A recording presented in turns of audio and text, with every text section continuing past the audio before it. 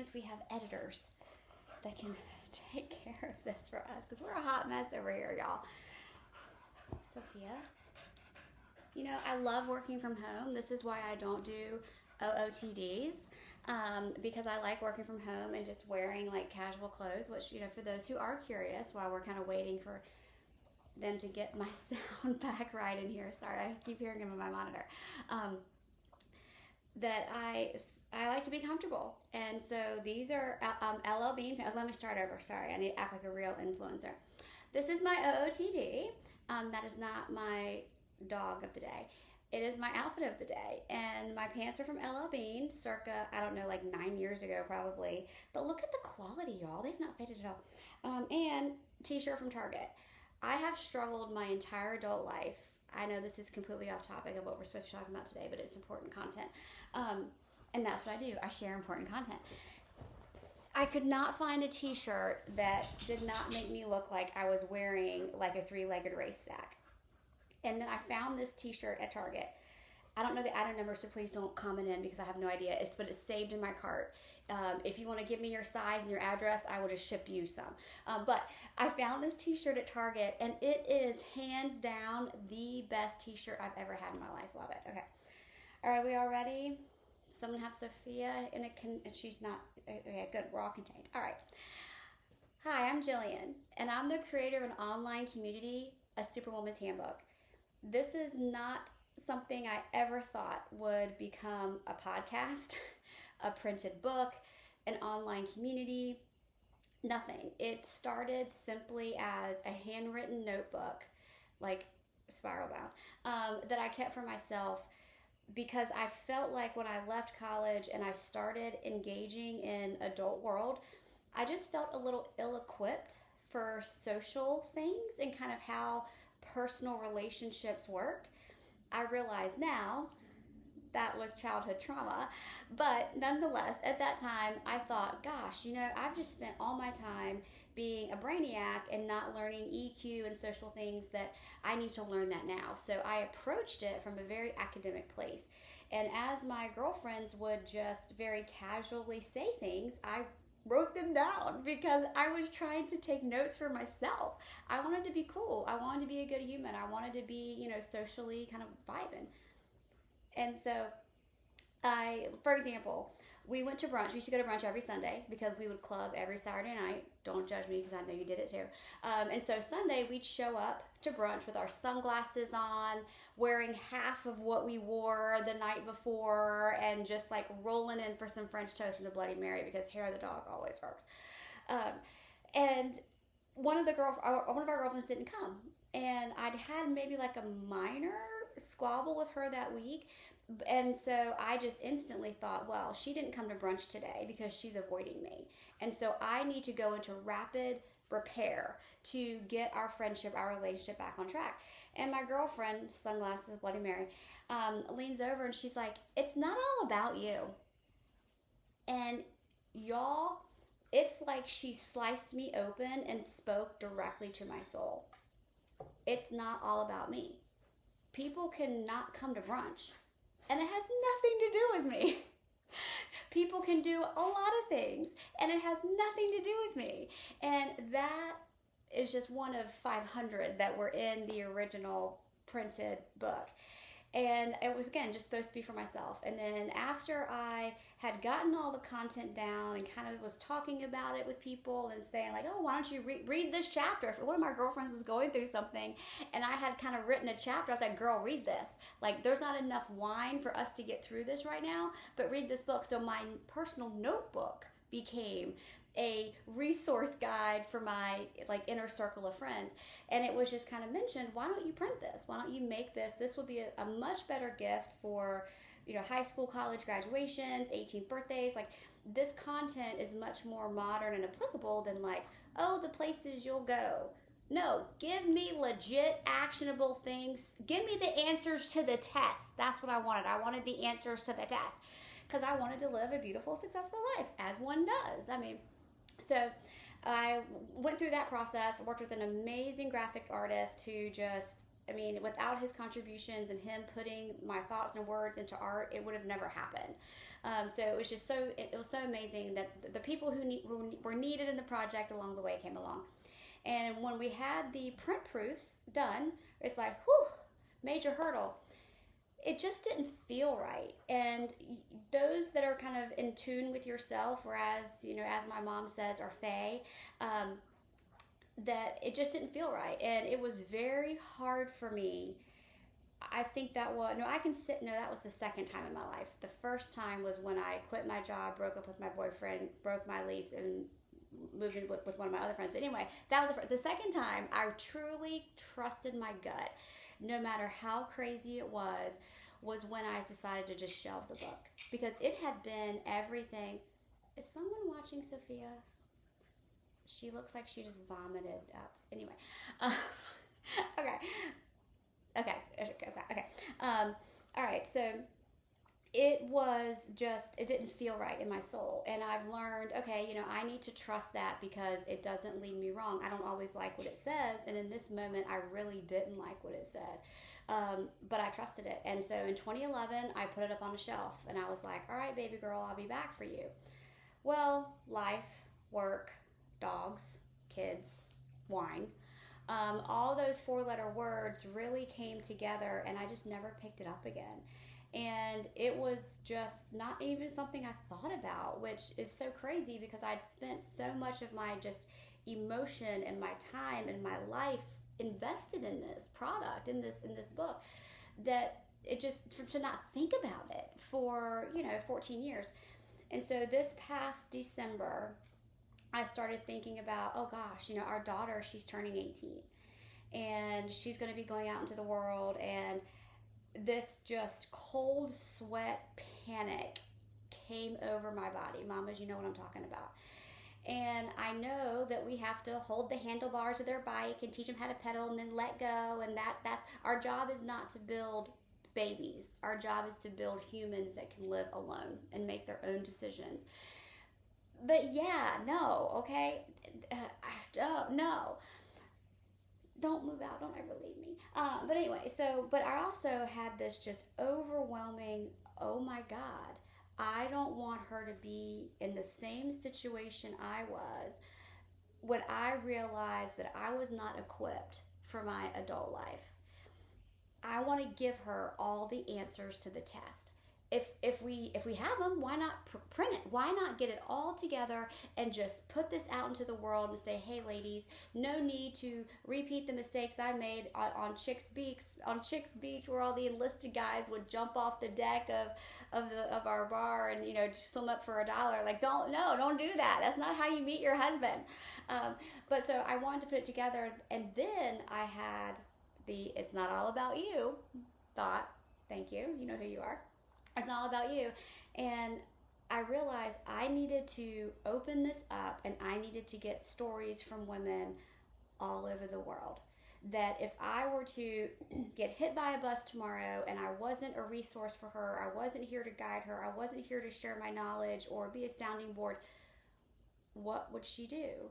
And I wanted to give her a handbook, an arsenal, a hack of all the information, all the stories from all the women who have lived them, so that she could then intertwine that into her own life and say, that mistake looked kind of cool. I'm going to make that same mistake. But that one, no, Batman. I am staying away from that one because I know how that story ends. So I reached out to a couple close friends. At this point, it was still just a personal project. I did not think it would go any further than my house. And the book was still not really a thing. I was going to print one through Amazon self-publishing. I was going to print one for her so I'd had something tangible to give her on her birthday. So I didn't look like that person that just brought a card. Because, if there's $1 million in the card, fine. But that's not the case. I couldn't be like, hey, here's a card and here's the RSS feed for the podcast I made a few. So I reached out to my close circle of friends who just off the top of my head I knew had really amazing stories. And I was absolutely blown away that on the first request, they're all like, yeah, I'll share my story.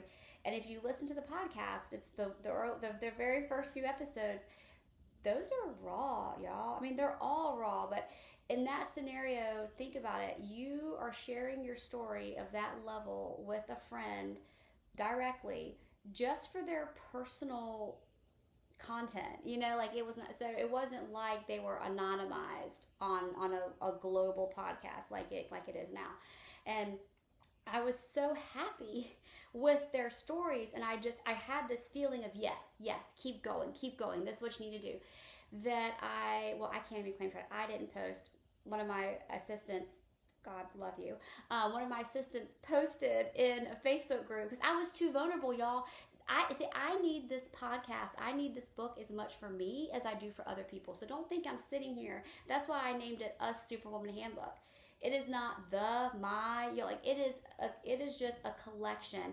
And I realized I was letting my own fear of failure and my own fear of rejection, coming back to childhood traumas, I was letting those keep me from fulfilling something truly awesome.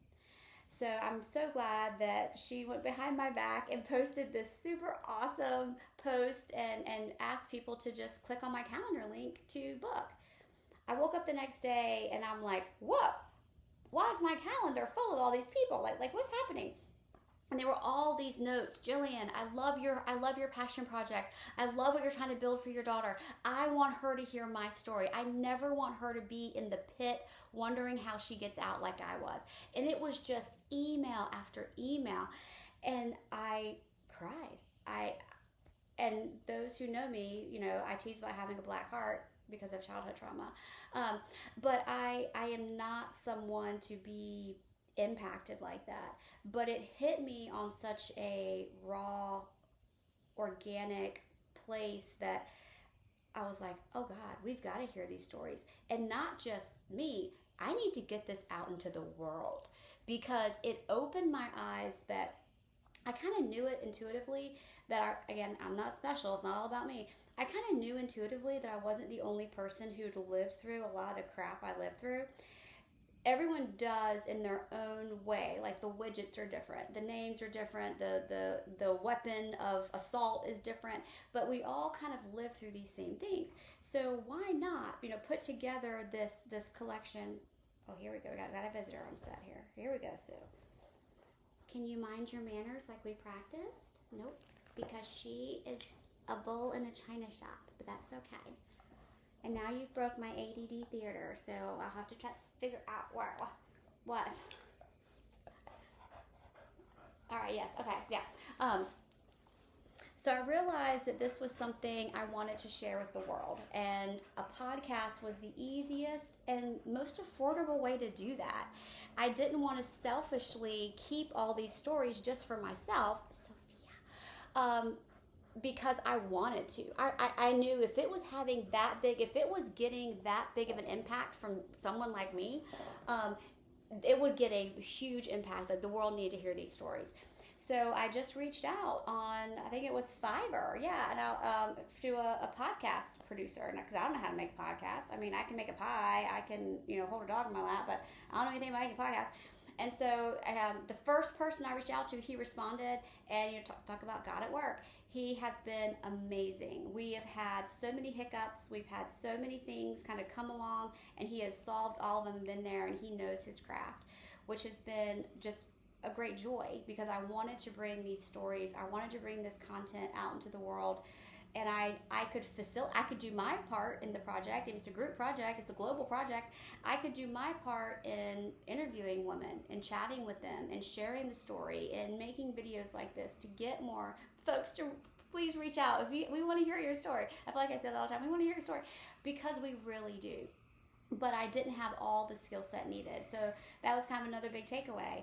If there's something that you want to do in life, it's a team effort. Don't feel like you have to be an expert even in your portion of it. I wasn't an expert in hosting podcasts, but I could talk, I could engage with people, and I had enough self-confidence. I think that's the biggest thing that I had that brought this over the line, was I had enough self-confidence to be vulnerable, to ask for help. To ask for help both from the ladies who've contributed their stories, but also from the engineers, the editors, the sound guys, thank you, who helped me, do this. that we could bring this. And I think back to, when you're in college and even like early in your career, and they're like, write your bio and include in it your legacy. It's like, I don't have my legacy. I don't have $1 million. I can't build a library. I can't, whatever. I mean, that's what we think of when we think of legacy. But I had I like paper books versus, I do have a Kindle for when I travel, because it's just, when you've got 2 tons of fun here, you can't bring books. But if I have my choice, I have paper books. So I have read all the Malcolm Gladwell books, and one of them I had kind of outlined and highlighted his chapter about connectors.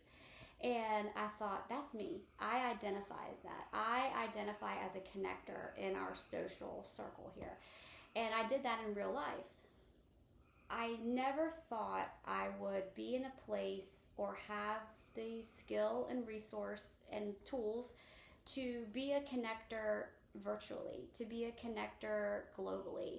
And that to me was coming full circle from a gut feel I'd had years ago as I'm still learning myself. I'm still learning myself. But as I was learning myself, I thought and felt that I was a connector. And then to have it have manifested to where it is now, I said, yeah, this is my legacy. Not only the content of this podcast, which is just growing and growing and growing. Each week we get more and more ladies who are wanting to share their stories. And I promise I want to hear all of them. And I want to turn all of them into our final book, a collection of essays, a true comprehensive handbook that can be given when people turn 18, when they graduate, when they turn, 29 like I am. Not meant to be the answers to the test, but meant to be the roadmap for how you get through it.